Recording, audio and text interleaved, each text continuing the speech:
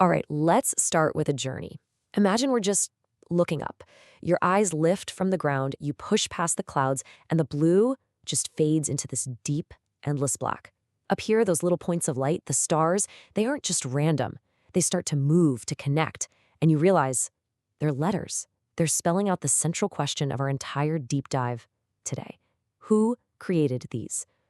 And this is where we uncover the secret of me and Ma. Everything we're about to explore is packed into this one single verse from the prophet Isaiah. Lift up your eyes on high and see who created these. Now, you could read that and think, okay, that's beautiful poetry, a call to appreciate the stars. And it is. But in the mystical tradition, this isn't just a pretty question. No way. It's a cosmic key. It's literally an instruction manual for how to perceive reality itself. And the craziest part? The answer is hidden inside the words of the question. So here's our game plan for this journey. First, we'll dive into that cosmic question. Then, we'll explore this core idea of the hidden and the revealed. After that, we'll see how the divine system actually unfolds, how the name becomes whole, and then we'll look at 2 maps of reality to make it all click. And finally, we're going to bring this whole cosmic blueprint right back down to Earth and into our own lives. Okay, so first things first. That phrase, lift up your eyes, in Hebrew, seu marom einechem, it's not just about looking at the sky. It's an active command. It's telling you to elevate your consciousness. You're being instructed to shift your whole perception away from the things that are created, the effects, and to start looking at the causes, the principles and forces behind creation. It's asking us to stop just asking, what is this? And to start inquiring, who? Who is behind this? And that leads us straight to our first keyword, who. In Hebrew, it's just 2 little letters, me, pronounced me. Simple, right? But in Kabbalah, me is, it's everything. It's not just a question that we ask. It is the question. It represents this ultimate hidden, driving inquiry that exists at the very root of reality. It's pure potential, the great unasked question that comes before anything and everything else exists. So, this idea of a hidden ultimate question, it immediately cracks open this core duality. You can basically understand all of reality from top to bottom as this constant dance, this interplay between 2 fundamental states, something that is concealed and something that is manifest, the hidden and the revealed. And this slide right here lays out that duality perfectly. On the left, we've got me. That's the hidden inquiry. Think of it as the supernal source, pure potential. In the language of the Sephirah, the divine attributes, this corresponds to Bina, which means understanding. Now, on the right, you have Ma, which literally means what.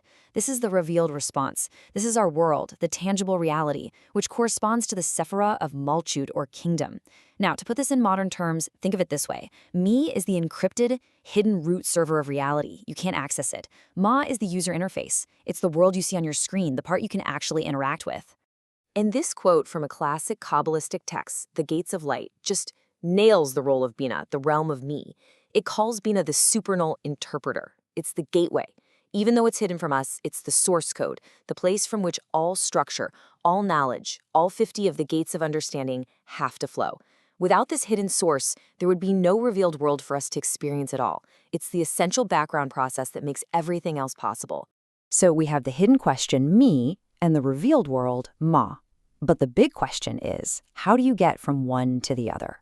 How does this abstract, concealed potential actually spin up the structured, specific, tangible reality that we all live in? Well, the mechanics of the whole system are hidden right there in the original verse we started with. The bridge, the connection between the who and the what, is the phrase created these. The word for these in Hebrew is ele. And this, right here, is the crucial link in the chain. Kabbalistically, ele represents the specific, differentiated building blocks of reality. So, if me is the hidden source code, ele are all the specific functions, the data structures, the APIs that emerge from it to give the world its actual form and structure. They are the very things the verse is telling us to lift our eyes and see. So you see, it's a 3-step process. First, you have inquiry. The boundless, infinite potential of Bina poses the ultimate question, me, who? From that unified question comes step 2, differentiation. The structures of reality, all of the ele, the these, they emerge. The one becomes the many.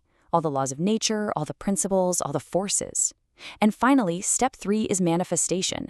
All of these structures are finally perceived down here in our world, the realm of Malchut, the world of Ma, or what. This is where we can finally point at something and ask, what is that? And actually get a concrete answer. And this little table here is basically our cheat sheet for the whole system. Let's run through it. Row 1, you've got the question. That's me, its home is in Bina, and we're calling it the hidden root server. Next up, the structures. That's Ella, which corresponds to the 6 emotional attributes, what's known as Zir and Pin, and these are modular data structures. And finally, the response. The divine expression is Ma, its realm is Malhut, and that's our queryable user interface. See the flow? From the hidden question, through the structures, to the tangible answer. It's a perfect system. Okay, so we've broken down all the components. We've got the question, we've got the structures, we've got the response. But now we get to the climax of this whole thing. This is the moment where we see that these aren't actually separate parts at all. This is where they unite to form one single, complete, and fully functional divine system. And there it is, the secret that was hiding in plain sight this whole time. The letters of me, plus the letters of Elech, if you rearrange them, they spell the name Elohim, Elohim. This is one of the primary names for the divine in the entire Hebrew Bible. It's the name used in the very first sentence of Genesis. In the beginning, Elohim created. I mean, the revelation here is just breathtaking. The hidden question, who, that's me, only becomes a knowable creator through the very structures of creation, through Elech. Their union is what forms Elohim, the divine name that signifies the creator as revealed through the creation. And look, this isn't just some clever wordplay we came up with. This is a core teaching from the heavy hitters of Kabbalah, like Rabbi Moshe Cordovero in his Pardes Ramonim. This quote says it all. Before creation existed, before there was an LA, the potential of me was just potential. It hadn't, as he says, ascended into a name. It was an unasked question in the void. It is only when that hidden inquiry gets expressed through the structures of creation that the system becomes whole, that the question and the answer unite into the complete, functional name of the creator, Elohim. Okay, I know, this is a massively abstract and powerful idea. So to really make it land, to make it as intuitive as we can, we're going to map this ancient truth onto 2 very different, very modern analogies.